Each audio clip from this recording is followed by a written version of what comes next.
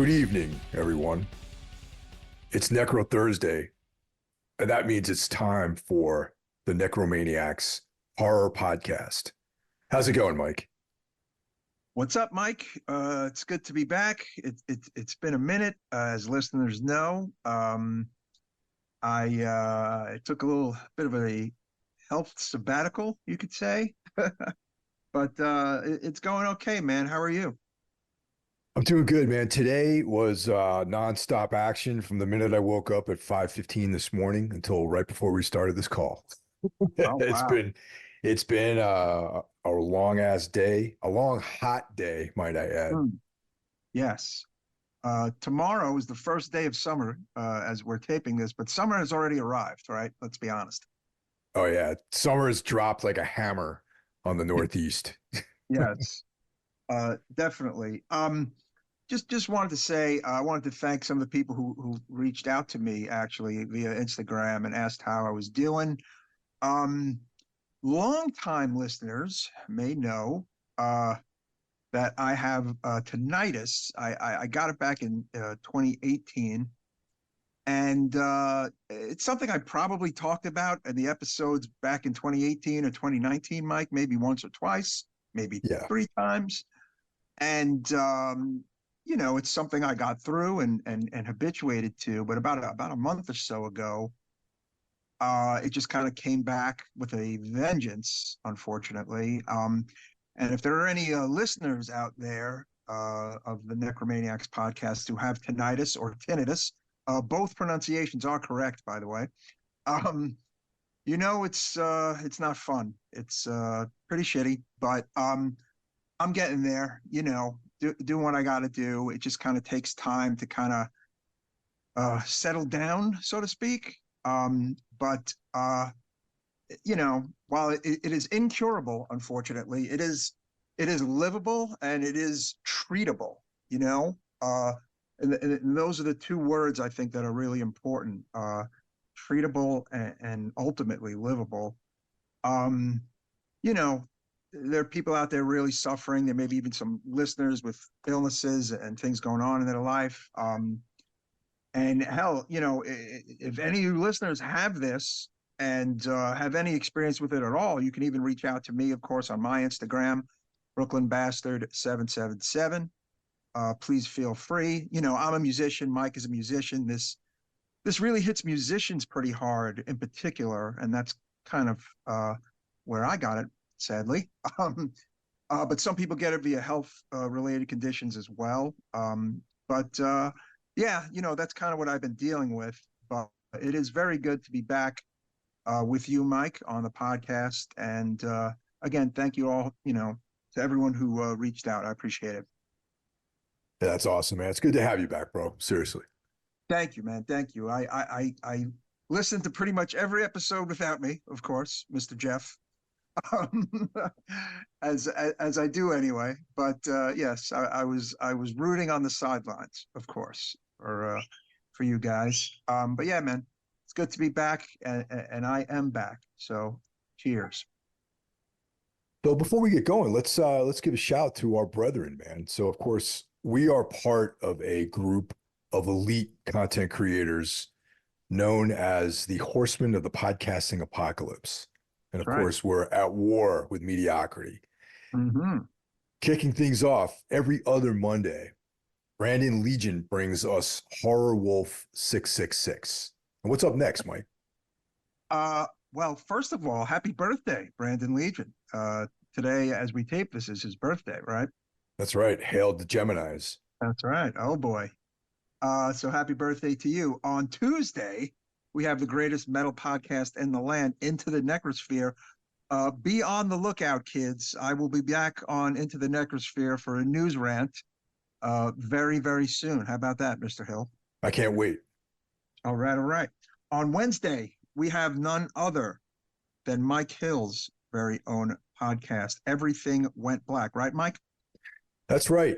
Just kind of been freestyling it through this whole thing, man. You never know what you're going to get on Everything Went Black. Mm-hmm.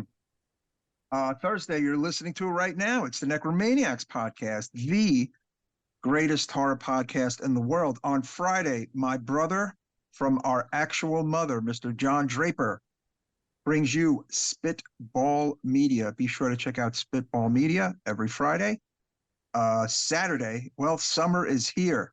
Get out and have some fun. But on Sunday, Mike, what should they listen to? course, that's the Soul Knox podcast brought to you by Carl Hikara, and that's day two. He gives us episodes on Thursdays and Sundays, and that's for all things dark, mysterious, macabre. And we, Carl and I, Mhm. are continuing with our Darkness Weaves collaboration. We're going through the work of Carl Edward Wagner, and we're right now doing the short stories of Wagner's most infamous character, Cain. Oh, awesome. Good Yeah. stuff, man. Oh, yeah. And then we have one more horseman, Mr. Hill. And I hope Cheyenne doesn't get offended when I say this, but I mean this with all due respect. He's the Craig Satari of Mm. the podcasting apocalypse horseman. That's right. Yeah, I And of like that. course, I refer to Iblis Manifestations brought to you by Cheyenne of the great band Trivax. That's right. Be sure to check out his podcast and all of the other Horsemen's podcasts. So, Mike, haven't been watching a ton of horror. After our wrap up this evening, I'm going to dive into season two, episode one of House of the Dragon, as well as the new episodes of The Boys. Oh yeah, But aside from that, I've been back into comics, man. Reading a nice. lot of comics, man. Justice League, Spider Man, I got the Faust trade paperback. I met David Quinn. That was really cool, Mike. Yeah, I got that Faust trade as well. Mhm. Just as excellent as I remember it, but it's nice to have it in this like killer like deluxe edition. Yeah, yeah. I don't know. It's just the waves of nostalgia for some of these like late 80s and early 90s books, which beautiful artwork and great stories. Having fun, reading that stuff. Um, and yeah, I'm actually looking forward to the boys on Amazon Prime's new season. Are you a fan? I love the boys. I have not checked in on the brand new season just of yet, though. Yeah, it started like days ago. So, but I think they Yeah. plopped down 3 episodes already, which is nice. Um, like in one fell swoop. So I really am stoked on that. Um, and House of the Dragon looks pretty damn awesome. Did you peep that yet? Oh yeah, yeah. That's like a big thing in Mhm. our house over here. That's like a Tina is a huge fan of Game of Thrones and House of the Dragon and all that sort of stuff. And we're actually going to do a little book club podcast on Everything Went Black on the Patreon about we're going to reread all the stuff and talk about it. So Oh, very cool. Another thing Stella and I have started watching is like last year on Netflix, we stumbled upon this TV show called King of Collectibles, The Golden Touch, which is about this company in either Jersey or Philly that like sells sports memorabilia and comic memorabilia, music memorabilia. It's kind of like a reality show, but it's like a lot of fun. And then they just started season two, so we're watching that. I mean, if you're like a collector of stuff, this is kind of like the best show to watch, actually. It's a lot of fun and they spend a lot of money buying this stuff and selling this stuff. And it's really cool. I mean, look, it's very like Gen X loves to collect shit, Mike. Would you agree? Would you agree with that statement? Um, I love collecting. exactly. Yeah, probably more than millennials and Gen Z and maybe even baby boomers, although baby boomers are quite the collectors as well. So this show just kind of like speaks to me, even though like a lot of it is steeped in sports memorabilia, which is not really my forte. I'm still really enjoying the show. But check it out. It's called King of Collectibles on Netflix. You might dig it, Mike. I think I will actually. That's something I might Yeah, check out later on for sure. yeah, yeah. Me and Yeah. Stella get a kick out of it. Yeah, so House of the Dragon, dude. I'm all in. And it's I mean, it's interesting that it hit right around this time because in the last few months, maybe because the darkness weaves, I've been reading a lot of sword and sorcery and Hmm. kind of rediscovering a lot of my, the other characters that I love. And though House of the Dragon is epic fantasy, there's a difference. Fancy, yeah, fancy, Yeah. sure, sure. Sword and sorcery is short, dark stories, epic fantasy, expansive, big tales, like that sort of thing. But they're Right. related. They're in the same wheelhouse, right? Would you Yes. say?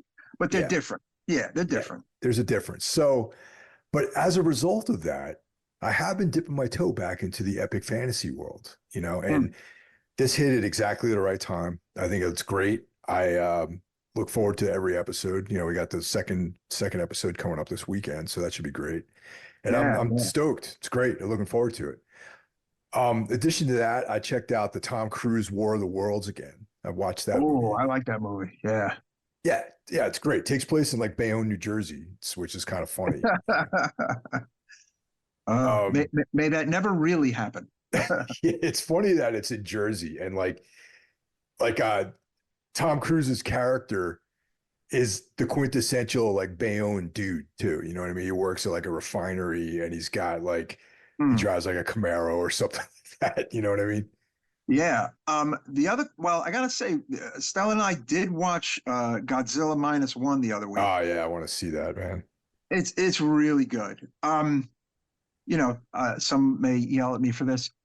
It's a little, some of it's a little slow, but it's still really good. It's a great Godzilla movie. It's a great movie.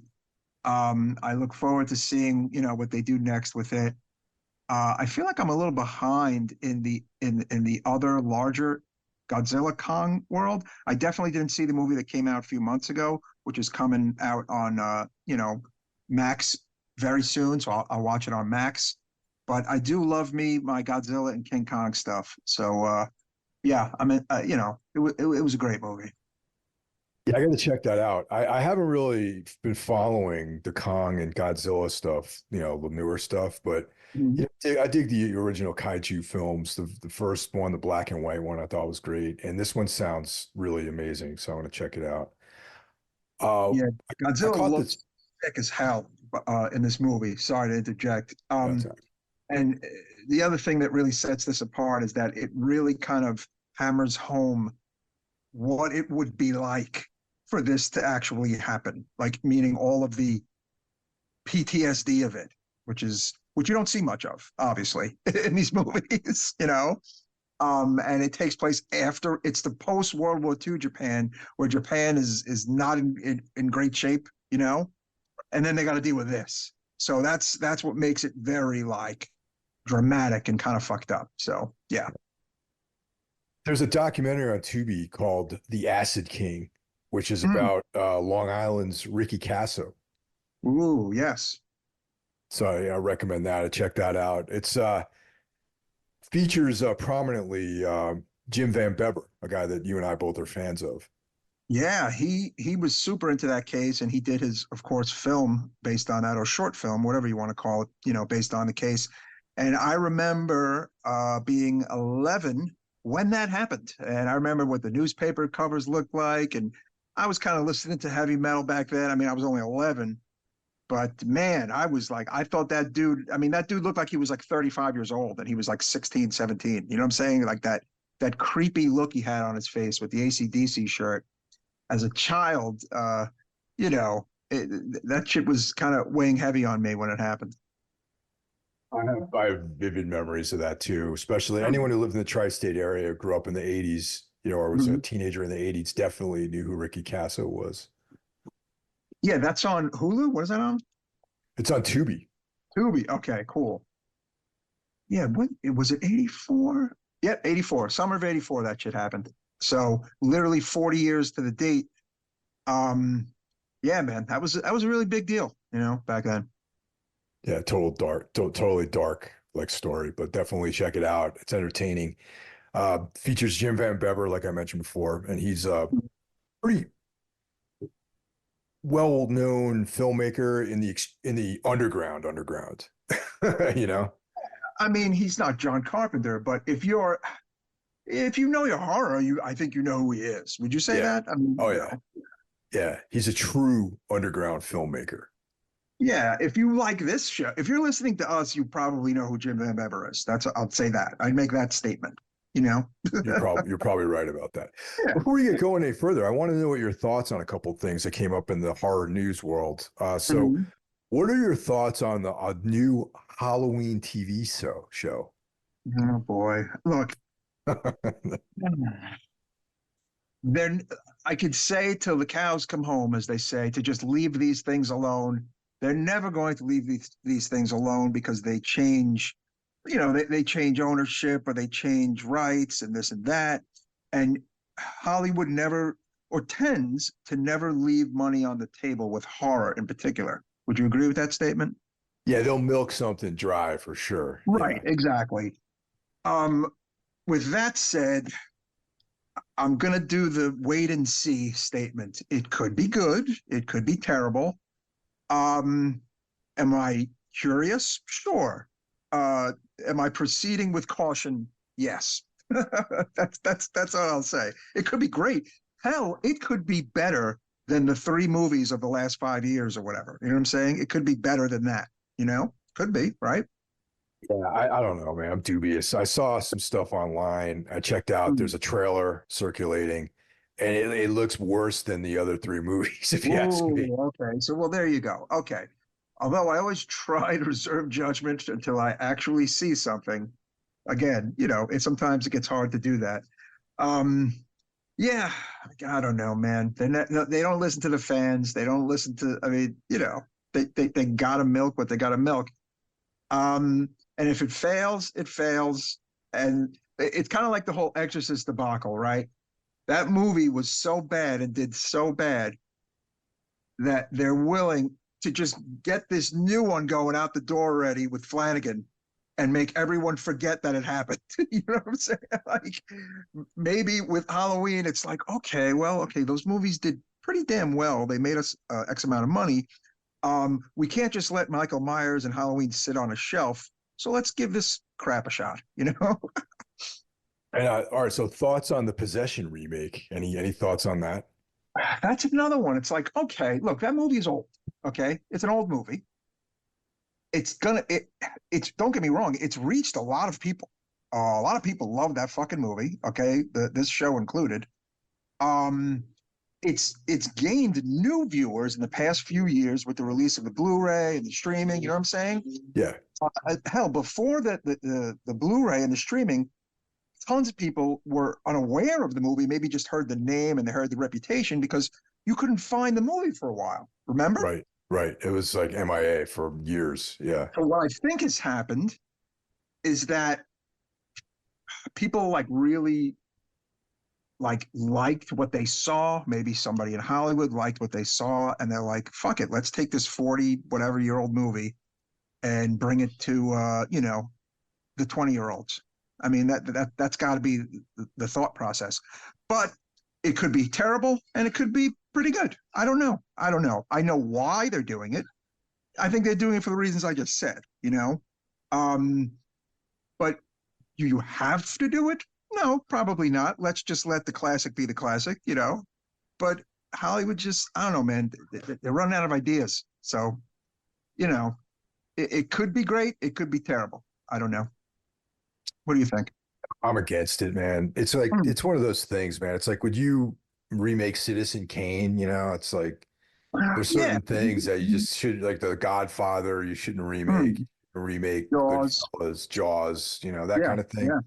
It's just Mm. like the movie, not only is it just a great film, it has to do about the director doing such a great job and the time and place and just like the chronology of when that movie came out and it's Sam Neill and Isabella Yeah, Adjani and like it having has those like a whole people in it. mood and a vibe, and it's a little artsy, and it's yeah, I know. But again, I think it's because it caught some new eyes, and it's readily available now. Who knows? And look, I like Robert Pattinson. He probably saw the movie and was like, "Oh shit, this movie's fucking great." Yeah, no, I'm a fan Mm. of his too. I think he's Yeah. definitely good. So I guess it's a wait and see. Do they have to do this? No, but they're going to do it.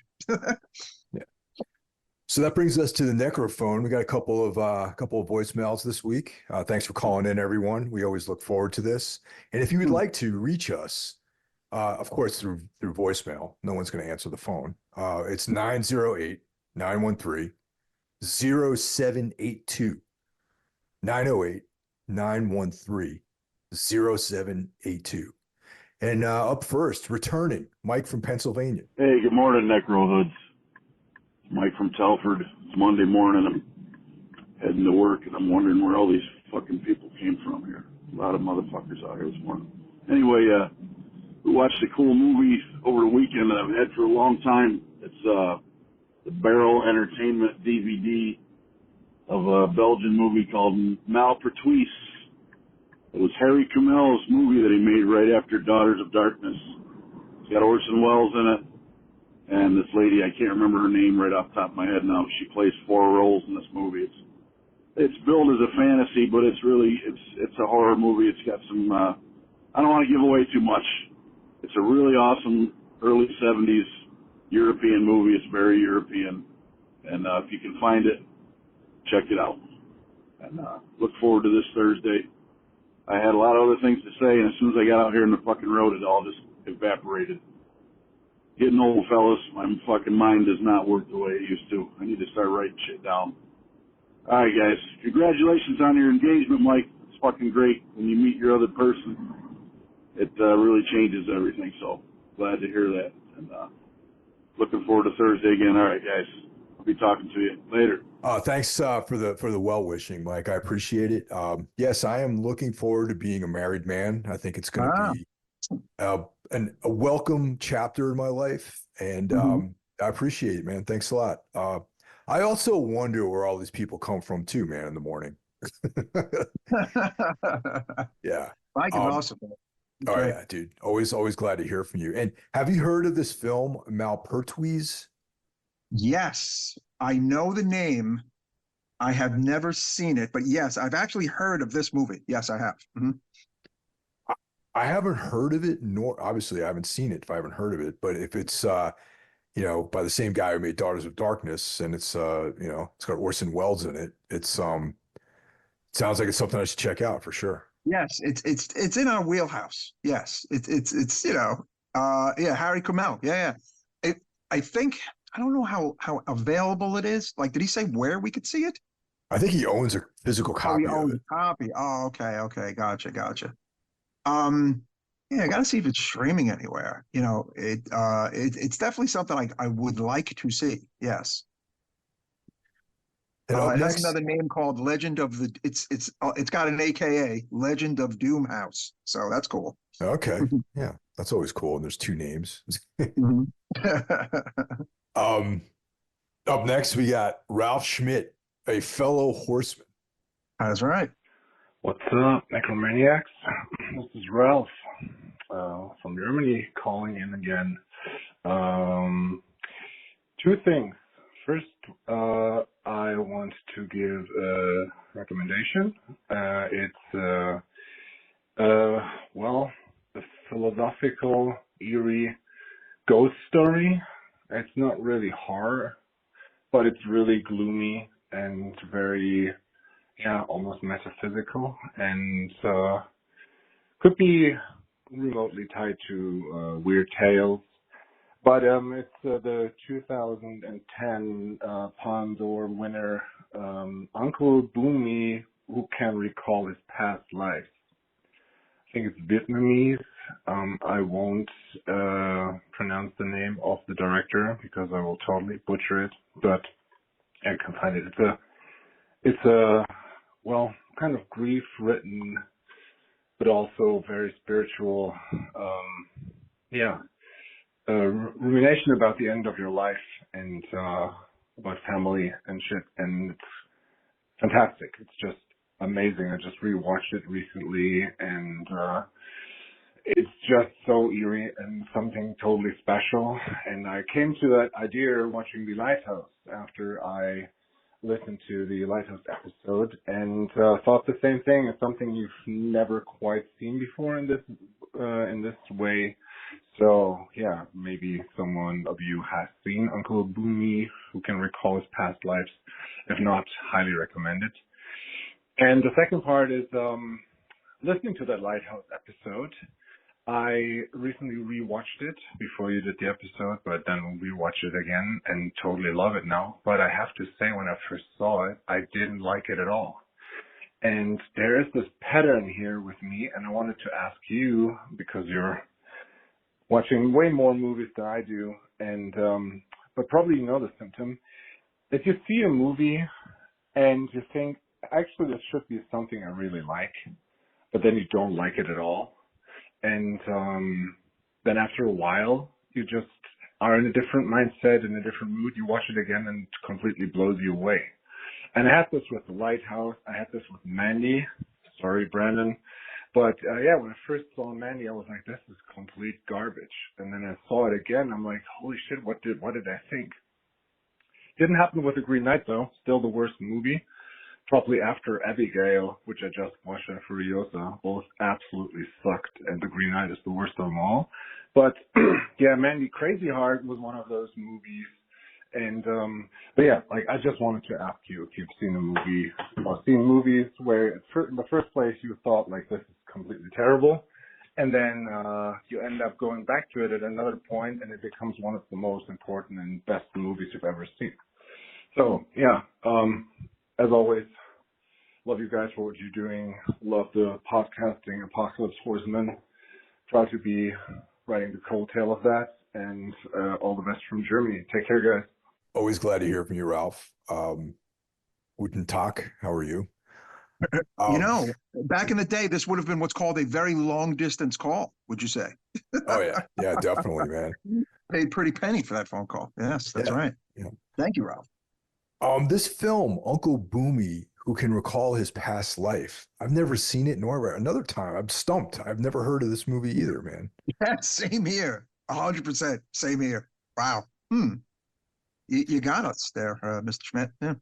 But it sounds, very much like something I would be into, especially if it has like kind of like a weird tales, like sort of element to it, like a weird fiction element to it. It sounds interesting. And as far as his reflections on the lighthouse and it not liking it, feeling like he should like it, and then returning to it and liking it. Have you ever experienced anything like that, Mike? Something that you thought you should like, you didn't like it, and you go back and you love it. Oh, well, I have a confession to make. I didn't like The Lighthouse that much. How about that? Yeah. Oh, that's cool. That's one of those movies. It's one of the movies that, like, everyone would probably think I loved, but I saw it and was just like, yeah, this isn't really that great.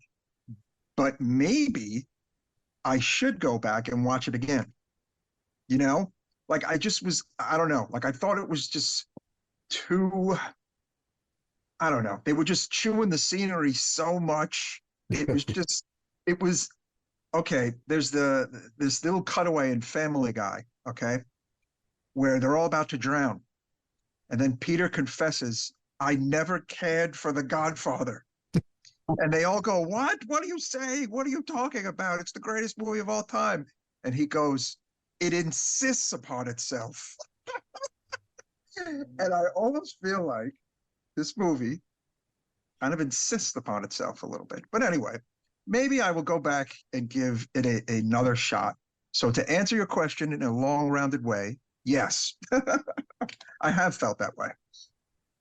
I dig that, man. It's the movie's definitely not for everybody, for sure. For me, I'm going to say there's two films, actually. The work of Benson and Moorhead, when I first checked out their work, it was either Resolution or Spring. From Resolution was 2012, and Spring was 2014. And I believe they were both on Netflix back then. And I remember reading about it in Rue Morgue, and they were talking about, Lovecraft and, how it's like cosmic horror and like all that stuff. And I gotta watch it.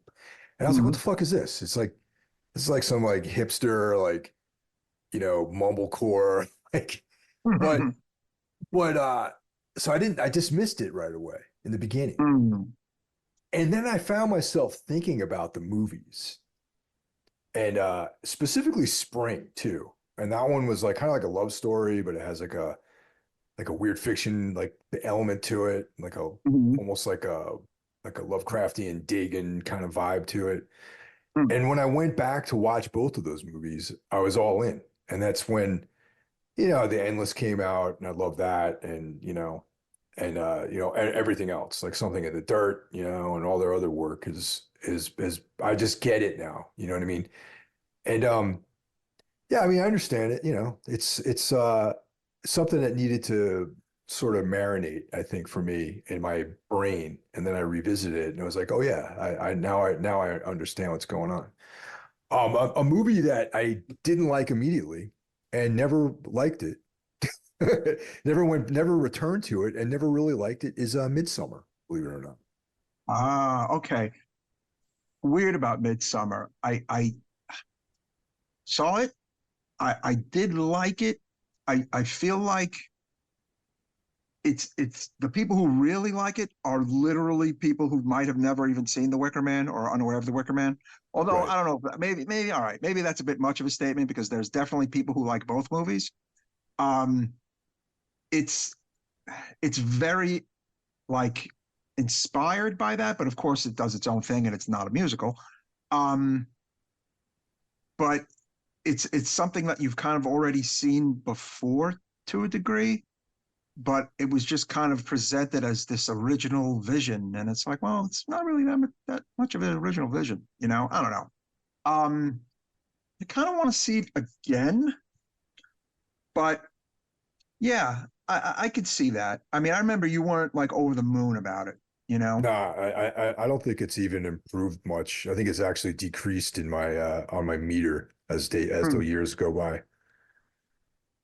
What about its what do you call it? Its predecessor film, his what the hell's it called? Hereditary. Hereditary I loved, and that's why I was so disappointed in Midsummer. Mm. I thought Yeah, Hereditary is Hereditary, definitely better. It's the better film. Yeah. yeah, and it talks about all the, these like the demonology aspect of it was interesting to me, and Mhm. um yeah, the goetic elements of it I thought were cool. And and it was a disturbing movie, and it was literally really scary, I thought too, and funny in the same way. Oh yeah. Like they're both very look. He's a good fucking director. You know what I'm saying? And he's he's not a hack. You know. I didn't like that. I didn't even finish it. I got to be honest. His last one, Bo was Afraid. I turned it off. So there's that. Did you see Bo was Afraid? I can't bring myself to watch it, man. It got to a point where I don't know, man. It just was so depressing that I turned it off. So that's it. I'll be frank with you and the listeners. I just was just like, I don't want to fucking watch this, man. Like, I don't know. Wasn't into it. So he's got another one in the coming called Eddington. It's a contemporary Western black comedy with Joaquin Phoenix, Pedro Pascal, Emma Stone, Austin Butler. Uh, that sounds interesting. Hmm. Plot follows a small town New Mexico sheriff with higher aspirations. So he's doing a complete 180 here? Is that what's happening? Huh. I don't know. Western. All I Interesting. gotta all I gotta say is good for him. He's got a new movie coming out. Mike, Mike heard that description and is like, okay. But I'll tell you what, man. When Rennie and I went to go see Something in the Dirt in the theater when it came out Mhm. last year or whatever year it came out, 2022, and their theater was packed. It was part of like the Philadelphia Film Festival. Right. And when they introduced the film, they were asking how many people are fans of Benson and Moorhead, and everyone cheered. Mm, So those okay. guys, they're I feel like their career is still percolating. Oh yeah, absolutely. Um, you know, I again, I think he had a lot of praise heaped on him, Ari Aster, and rightfully so. He Hereditary fucking aces. Midsummer, a lot of people think is aces, but maybe not the people on this program.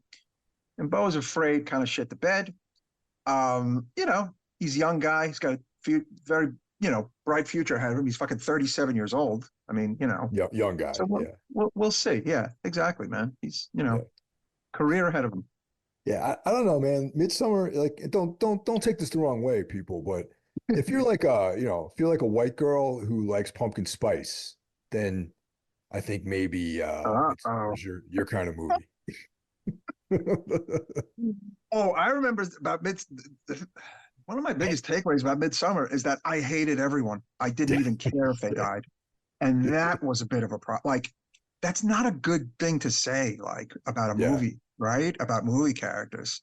But you know what? I kind of didn't care if they all died. They all kind of sucked, these people. Like, you know, Yeah. like her friends were insufferable, like in the boyfriend, and it just, you know.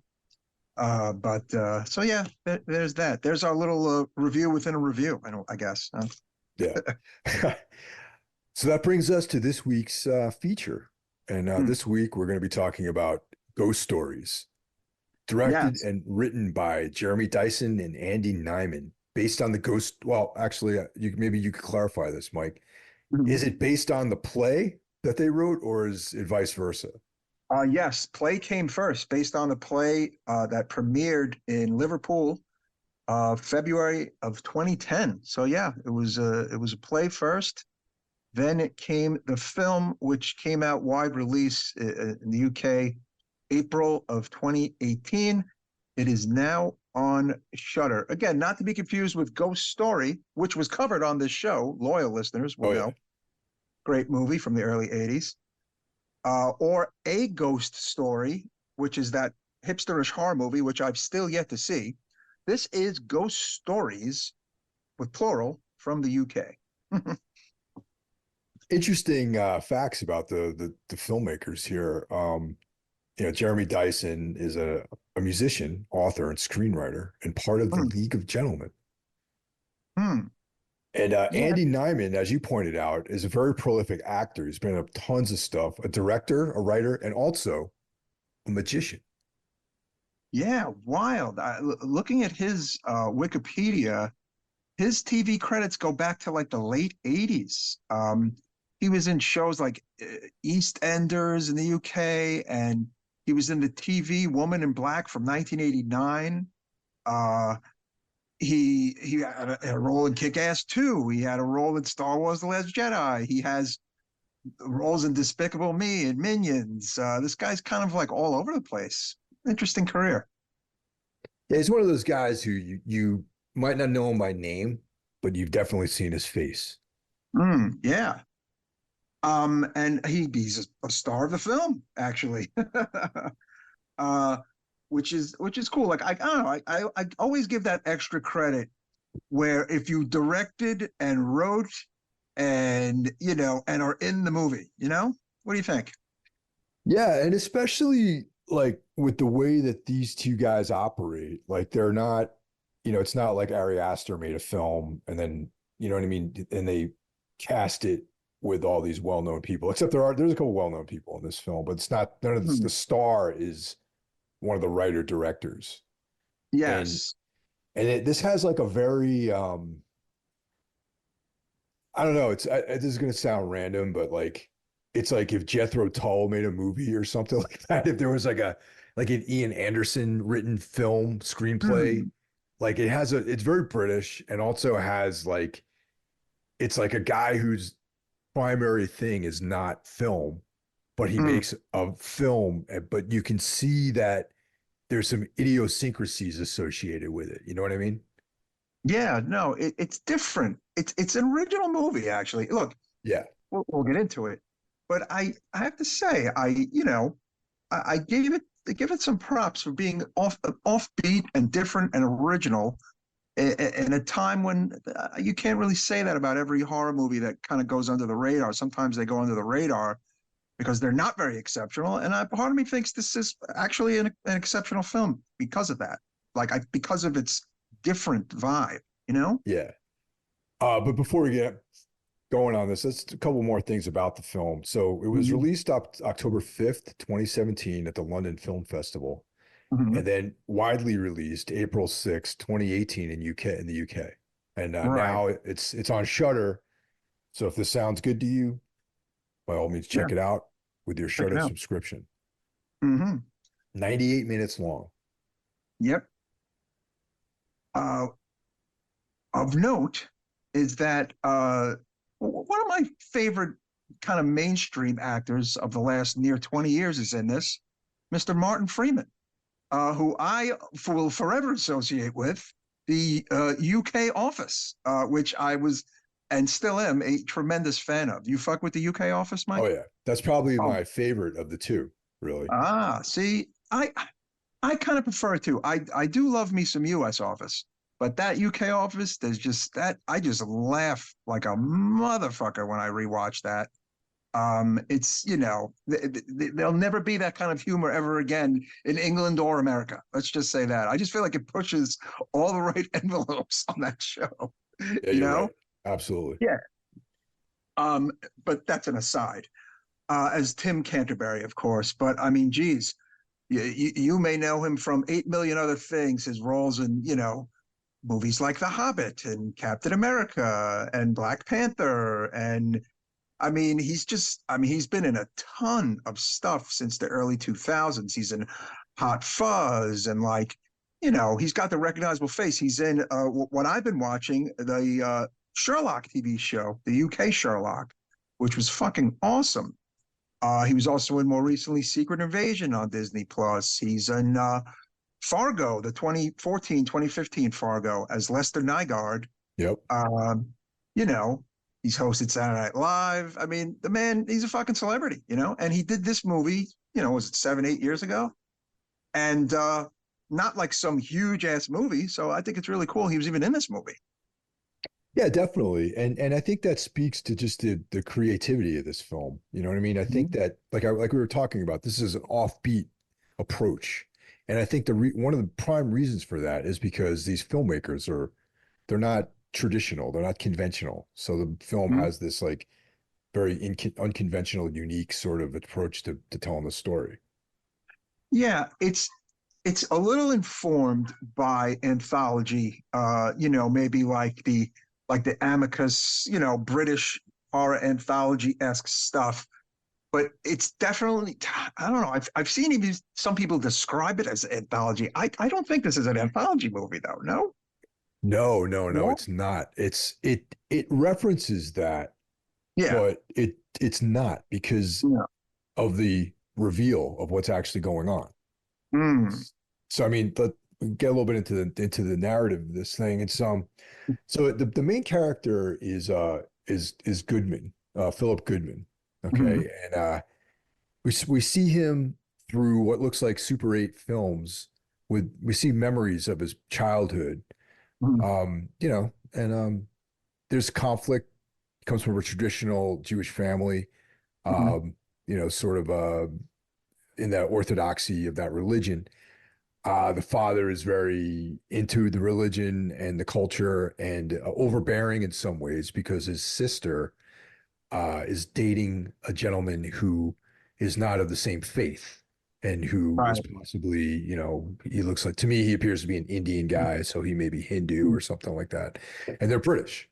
And Mhm. he's a Jewish guy. And he looks very poorly on his daughter for associating with people outside of their religion. So right away, there's a conflict of, and actually, there's a statement made about the evils of having too narrow, too myopic of a point of view in the world. Mhm.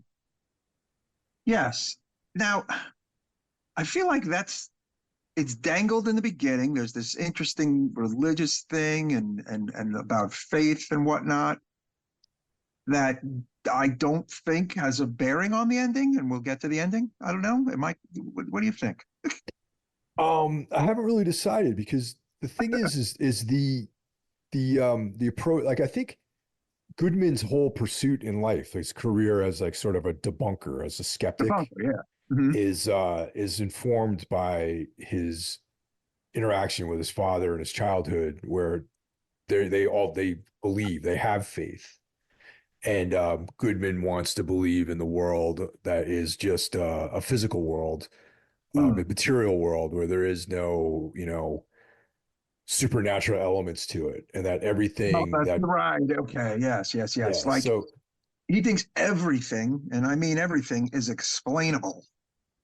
He thinks there is no supernatural. There is no, like, everything can be debunked, and including religion. He thinks religion is not all that legit either, right? Like that's um, he's not like a practicing Jewish person. He's Jewish by kind of heritage, right? Would you agree?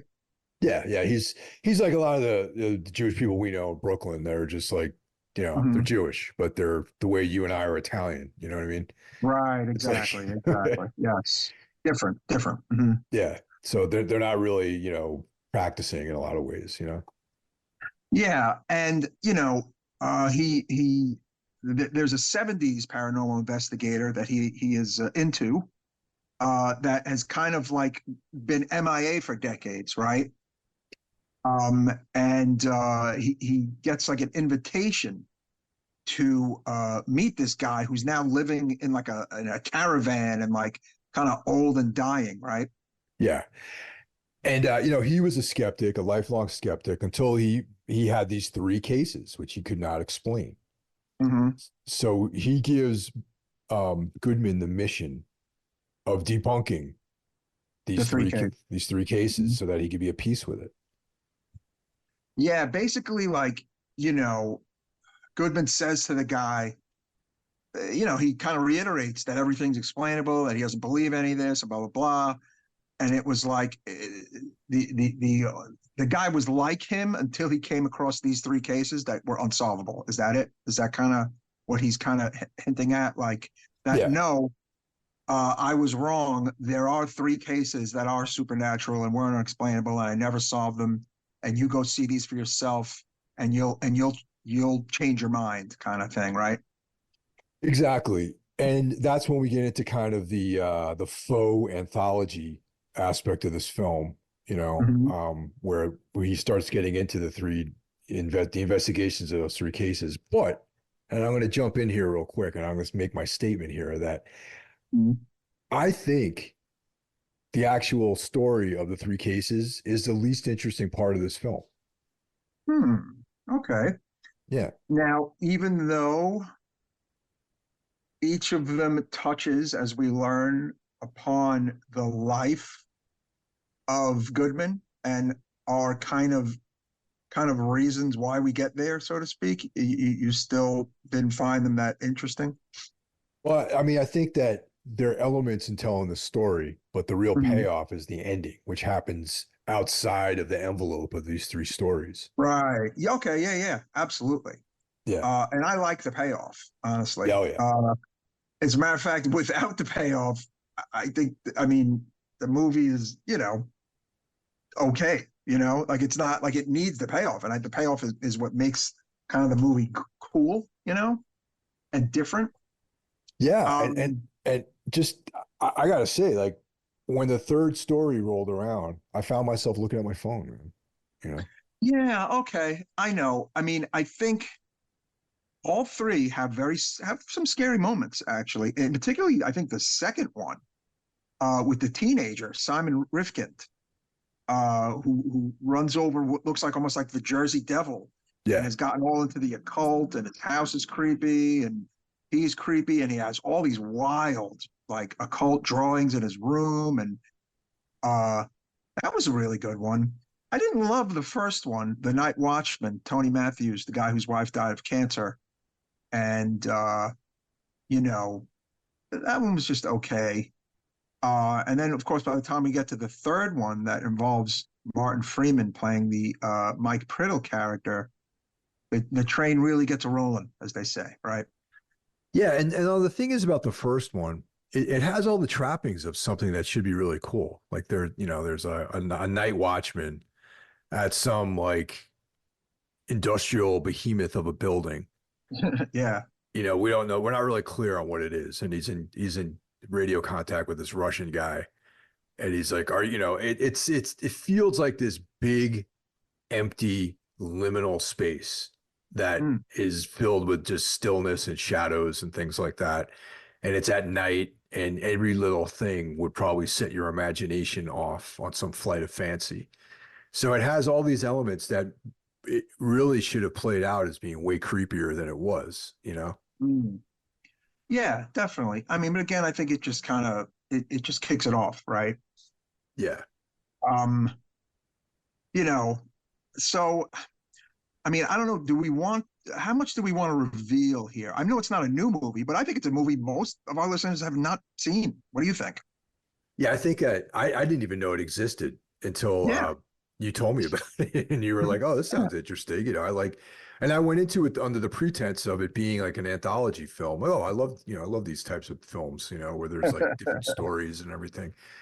And but it really it's hard to really decide like what my thoughts are on it because, like I said, the concept of the film was great, but the some of the mechanics of it, I think, falls short. And that's what I mean about the three vignettes that are included Mhm. in this thing.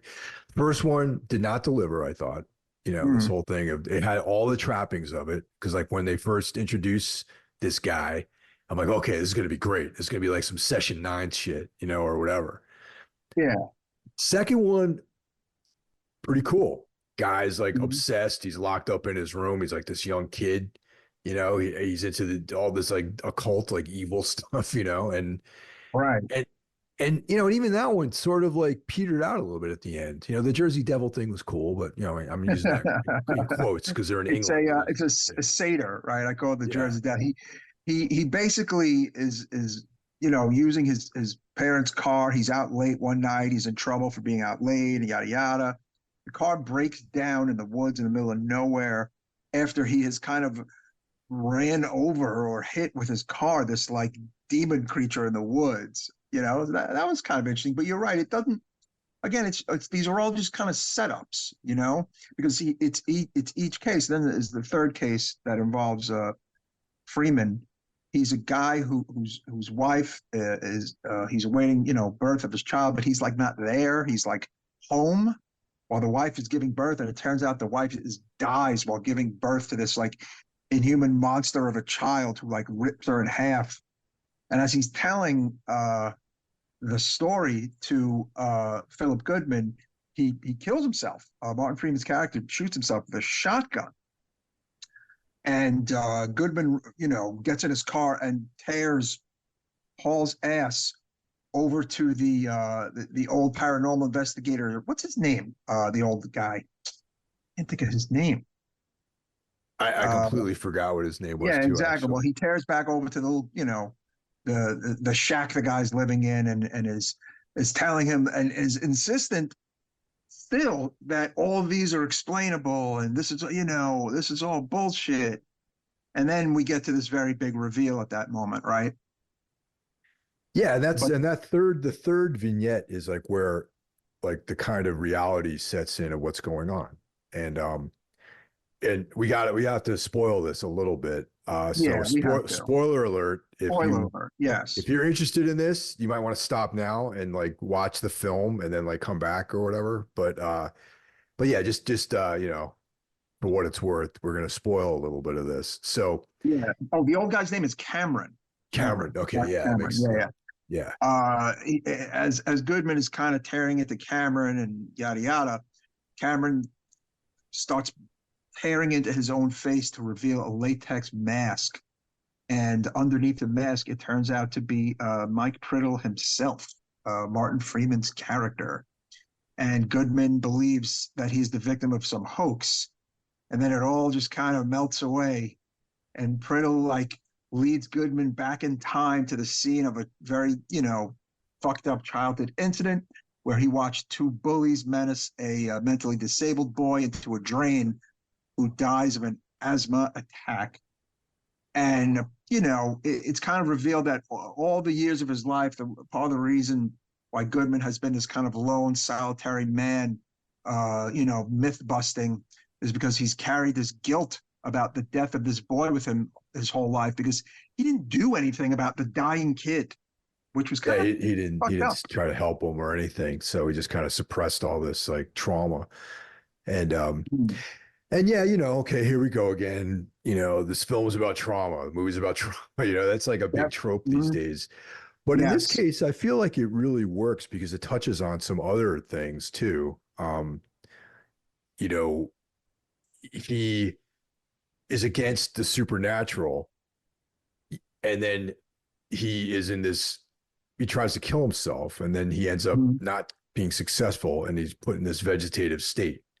Yep. So he's locked within his own head. And Yeah.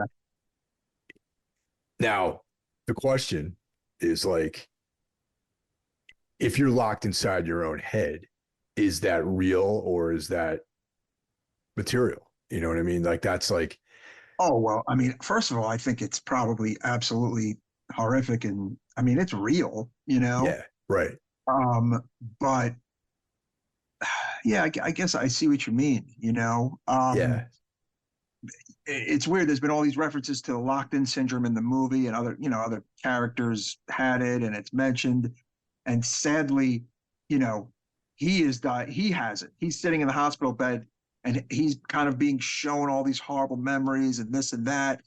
And each of the characters from the three vignettes are basically three people in his life um, in the hospital. Martin Freeman is a doctor. The teenage kid who ran over the demon is works at the hospital as like a, I don't know, an administrator. And the guy from the janitor of the old asylum is a janitor at the hospital. And sadly, Goodman has manifested the three of them into his, you know, trapped nightmare world, right? Yeah, and that's like an interest. That's the whole movie, though. Really, is That's the these movie. Yeah. moments Mhm. at the end because Yeah. it almost takes on this like Legatian sort of like material anti-material thing. This very philosophical ending, and I that's what I dug about the movie. Not so much how you got there, but like the Mm. contemplativeness of like creating your own universe, basically, because you're Yeah. stuck within your own brain, but you're getting inputs from the other world. So what I get it. Like where's the line between material and supernatural? You know what I mean? And honestly, it's the dark, depressing ending. Would you say? I Yes. mean, It's a it's you know, bummer. Yeah. very dark ending, bleak ending, very Hmm. bleak. However, there's, you know, quite a bit of humor in the in leading up to that point at the end, which Yeah. once again is like a Thomas Ligotti story, you know. Oh, totally, totally. So yeah, Mike, what do you give this as if you had to score this film, what would you give it on the Necrometer? Well, I am going with a very solid 3.5. I don't think I thought four might have been a little too high. Uh, of course, three is, hey, see it, it's worth seeing. And then the 3.5 I thought was good because I actually think it's kind of an original film. And it has some interesting ideas. And I respect the fact that it came from a play, and I respect the guys who made it, you know. Um, but I feel like I almost feel like it could have been almost more interesting and like I don't know, like the three wraparounds at times I felt again, like you said, kind of looking at your watch or whatever. I mean, I don't know. I feel like a 3.5 is like a perfect score for this, inching at a four. And what about you? Funny, I land on a 3.5 as well. Mhm. Yeah, I hinted at it during the breakdown where the actual three vignettes I found to be not as compelling as the overall concept of the film. Like I thought Mm. concept really hit with me. You know, the ending I thought was great. But some of the material, some of the interstitial pieces didn't really work for me. Like, you know, for example, that first vignette I thought was like, yeah, you know, this could really hit a little harder. I think it wasn't as scary as I was hoping it to be. But the bleakness of the ending is what really got me. So it's something I'll watch once, you know, maybe twice, but probably won't return to this thing very often. Yeah, so Rotten Tomatoes gave it a 7.11 out of 10. And the website's consensus reads, Ghost Stories offers a well-crafted, skillfully told horror anthology that cleverly toys with genre tropes while adding a few devilishly frightful twists. That sounds like a fucking AI description. That's not really, I don't think, it's not really an anthology. Just because it Oh, has 3 different, like, moments, parts, yeah. to me, an anthology implies, like, separate stories. These were actually, as it turns out, not that, I mean, they were separate in a way, but since they all kind of teased back into his own personal life, and there was a moment in each of them that kind of dials into his trauma of letting the boy die. I think that negates the anthology. That's a fake review, honestly, if you ask me. I don't think a real person wrote that one. But Yeah, I did. I think a robot wrote that. But anyway, yeah. yeah, it's I agree. It's not an anthology in the classic sense, because all the stories really do kind of blend into each other, and it's actually you can be looked at as a linear progression through the story. Hmm. You know, Oh, hold on. Very loud ambulance out the window. I wonder, does that get picked up on the mic? I didn't hear an ambulance, but Oh, so wow. Okay, interesting. Oh, interesting. Okay. yeah, a little bit. Actually, heard a tiny little bit. Hmm. Mm. Apologies, listeners. But yeah, yeah, Newsweek, Ghost Stories has more genuine scares than most horror movies, so it almost seems a bit unfair when it's funny too. Yeah, it has some funny moments. Not a ton, but some. New York Times, Jeanette Katsoulis kind of killed it though, managing to feel at once painfully slow and bafflingly truncated. This creepy triptych of not so scary tales is a tame curiosity of movie nostalgia. That's an odd review She too, didn't New get York it. She Times. didn't get it. She You didn't didn't get get the point of the whole thing, if you ask me. You know, she was it. probably Yeah. like watching 2 films at the same time so she can meet a deadline or something. I don't know. She didn't get it. She wasn't paying attention. Yeah, weird, right? I think, you know what it is? I think some of these reviews are are done by film people who don't really like horror movies. Could So they be. say these nonsense word salad things. What do you think? Or they're written by artificial intelligence. Yes. Yeah, that's what we're looking at. Yeah. Wow. So wow, we landed on the same score for Ghost Stories 3.5. Listeners, I think you should check it out. Honestly, it's cool. I mean, it's got Martin Freeman in it. It's different, you know. It's British. If you like British horror, definitely check it out. I don't know how it went so under the radar though, huh? At least in the States, it didn't really hit, you know what I mean, with people. But yeah, definitely check it out. I recommend the best way to watch this is like if it's the weekend, it's early, you're not really Mhm. going anywhere. And you might have like time in the evening to watch like 2 or 3 movies and maybe put this one on first. Yeah, I like that. Yeah. Very cool. So that wraps up another episode of the Necromaniacs Horror Podcast. Listeners, it is good to be back, and it is good to be hashing this out with you once again, Mr. Hill. Oh yeah, dude. I missed you during this little brief interim that we had apart. So yeah, it's good to have you back, Mike. Thank you so much, man. I appreciate it. And once again, man, anybody out there with tinnitus, anybody has any tips, any co-commiserating they would like to do, I'm all for it. You know, I've had this for a good couple of years. Thought I had it wrapped up, but sadly, like a lot of things in life, it comes back, as they say. But you know, feeling my best, doing my best, and dealing with it, and you know, onward and upward. Talk to you guys next week. Take care and thank you for listening. Cheers. You believe in Jesus? Yes, I do. Well, you're going to meet him